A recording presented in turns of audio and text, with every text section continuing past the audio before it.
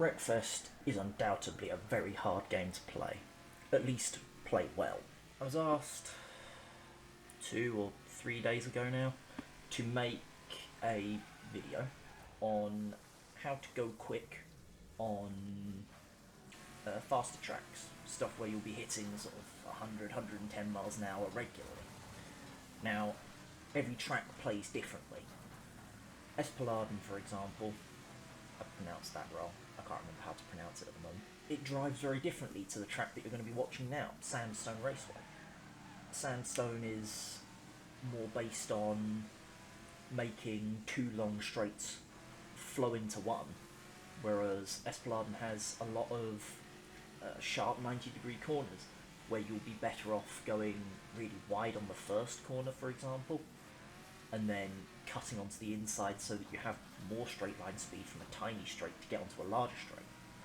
That doesn't happen here, and it doesn't generally flow as well as Sandstone, but nonetheless, you can definitely go quick on it. I'll start by breaking down Sandstone. It's worth saying that a handful of memorised rules, as I always say, is pretty much irrelevant. Past experiences are far more valuable than a handful of memorised rules. Control is more important than sheer speed and agility, and winning a race is less about doing a few great laps and is more about how you drive with others. Nothing's going to make you a better player than having a few hundred more hours under your belt. It's just the way it is. But maybe I can show you a good race and you'll learn something from it. Ultimately, so long as you've learned something from this, well, I'm happy. The race we do here, I set a top 35 lap time, so yeah, hopefully you'll find it useful. Before we get started, I have a controller overlay, as you can see. It's not working. I forgot to set it up properly and it's not working, so that's not going to be doing anything. Tough shit. Let's go.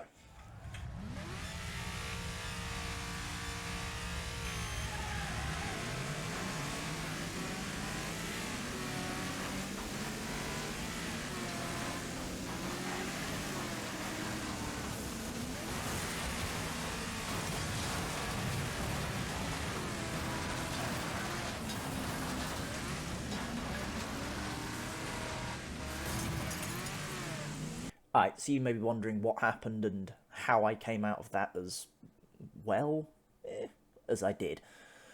Let's start. The purple Raiden gets hit by the speed bird, and I hit the Raiden. I get pushed right, and hit the fence. As I turn back in, I clip that Raiden again and get spun. The Road Slayer, not wanting to be involved, clips me and spins me completely. I clutch in and turn full left, so I'll spin a full 360. When I'm facing straight, I shift up where I can and get as far out of the way as I can off to the left-hand side of the track. Looking at the minimap, there's lots of players going faster behind me. The white boomer comes across my front going left, so I turn right to try and avoid him and make the crash as little as possible in my favour. A rammer from behind him, who is in the same crash, clips my tail, which begins to spin me. I take a glance at the minimap and see I have some room to get into the track, so I do. I oversteer going back into the track and crash into the red boomer, straightening him out as I overtake.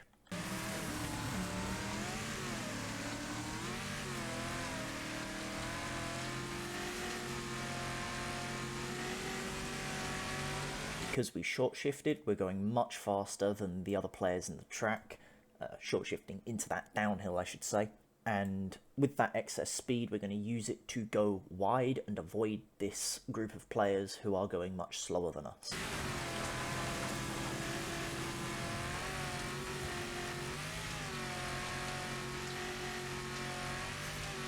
Seeing how wide this rammer is going as I come up to the top of the hill, I'm going to start braking early. I also know that he's probably going to crash given how wide he's going and the fact that he's braking very hard. So what I'm going to do is, as he clips the wall or as he goes wide, I'm going to either try and cut inside of him, or if he does hit the wall, he's going to bounce to the left, so I'm going to try and hit his right-hand side to put me into the corner a little bit better. We'll also shift... Fuck you, Discord. We'll also shift down as we come into the next corner, so that we can get a bit more speed for the uphill run.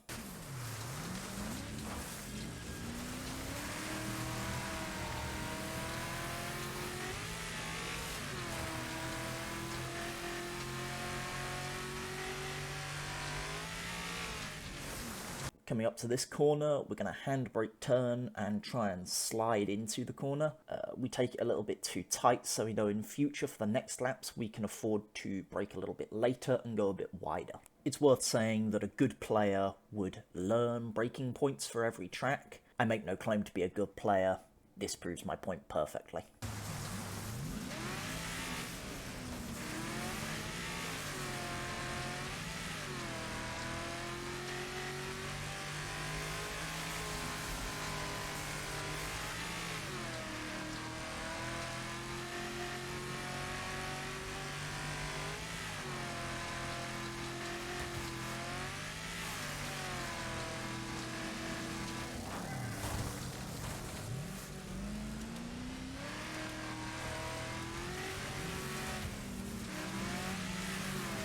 So I clipped a Road Slayer in midair and that put me off the track. In a bid to take as bigger advantage of this as possible, what with me going very slowly into this next corner, I'm going to take the best line you can, which is going to set me up brilliantly for the next straight.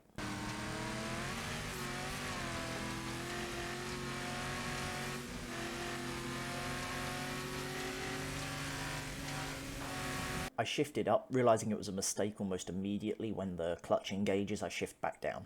Knowing when you make mistakes and being able to adjust for them quickly is vital, and is a very good skill to have in Wreckfest.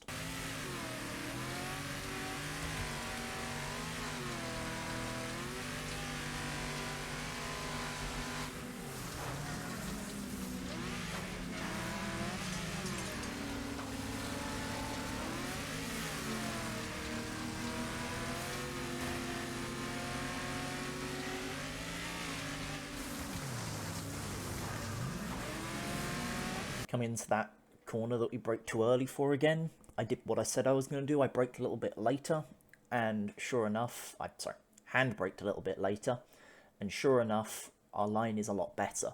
We still go up on that ridge a little bit, and while all four of my wheels, I think, are still making contact with the ground, I decide that it would be better if I were to brake just a little bit later. This will increase my lap time by a bit.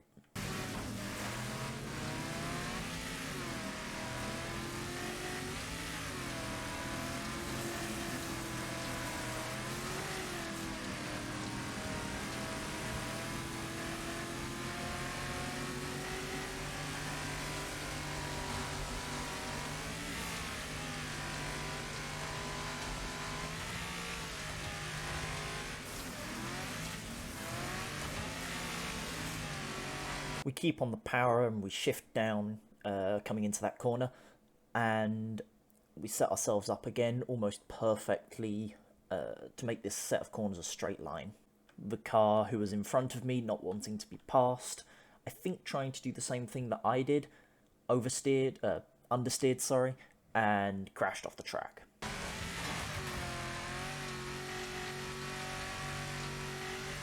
Something you'll start to notice is how I begin going noticeably faster for these last two laps. I'm using a hell of a lot more of the track than I previously was. Here you can see how far off to the left-hand side of the track I am, and you'll just notice in general that I'm spreading across the track a lot more. We're catching back up to that vehicle I clipped on the jump as well, which tells me I'm doing something right.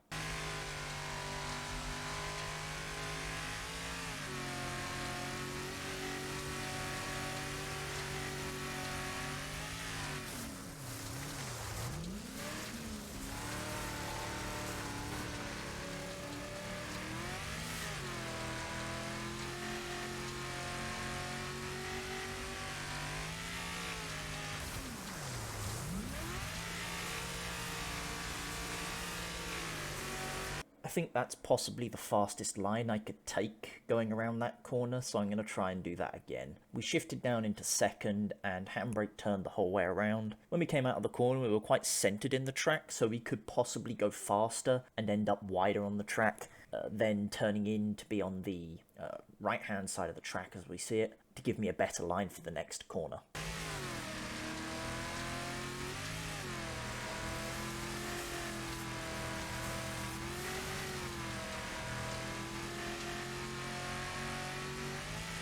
We are on our last lap now. I'm as far off to the left-hand side of the track as possible, which gives me as much opportunity to get as much speed as I can through these next corners. I'll also replay this lap at the end of the race without any cuts in it, so you can see everything happen in one motion.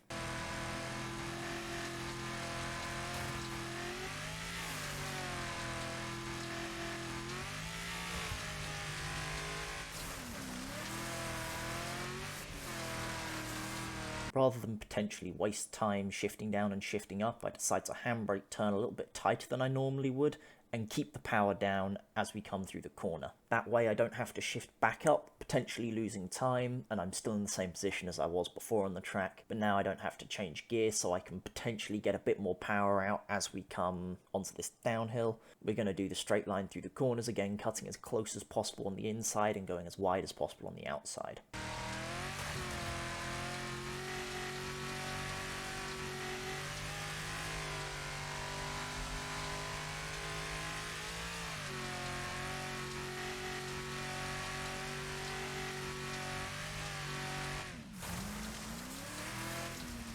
Well done if you recognise this line from the last lap.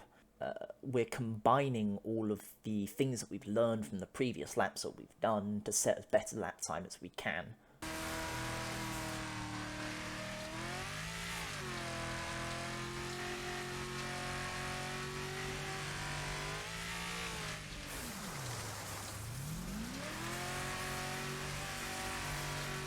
I think we braked at the right point, but we braked too much. If we were to go faster through that corner, we could have ended out far wider, but rather than force myself to go wider, I decided to keep as flowy a line as possible and just make as good a lap as I can out of it. I'm not going to get that time back anyway.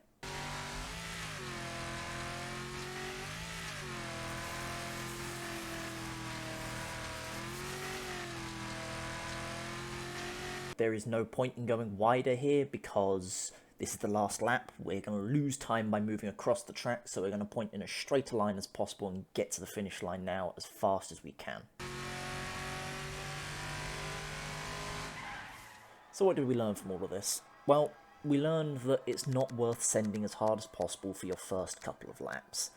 You'll just crash and you won't do anything good from having a damaged car. You won't get a good time that way. Instead, what we should be doing is starting out as safely as possible, and then where we see that we can cut off a little bit of time here and there in the next corners and such, we're going to do that as best we can. We're going to make as good a time as we can cutting those corners without sacrificing too much flow. A couple of corners there I could have technically done a bit better, but given the speed that I was going at, if I were to go wider, I would have probably lost time compared to if I were to maintain the flowier line that I had. That way I don't risk losing as much time as I potentially could have.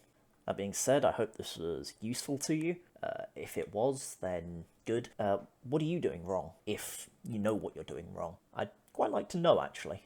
It'd be good to see what people are or aren't doing. If you know what it is you are or aren't doing, let me know in the comments. Thank you for watching.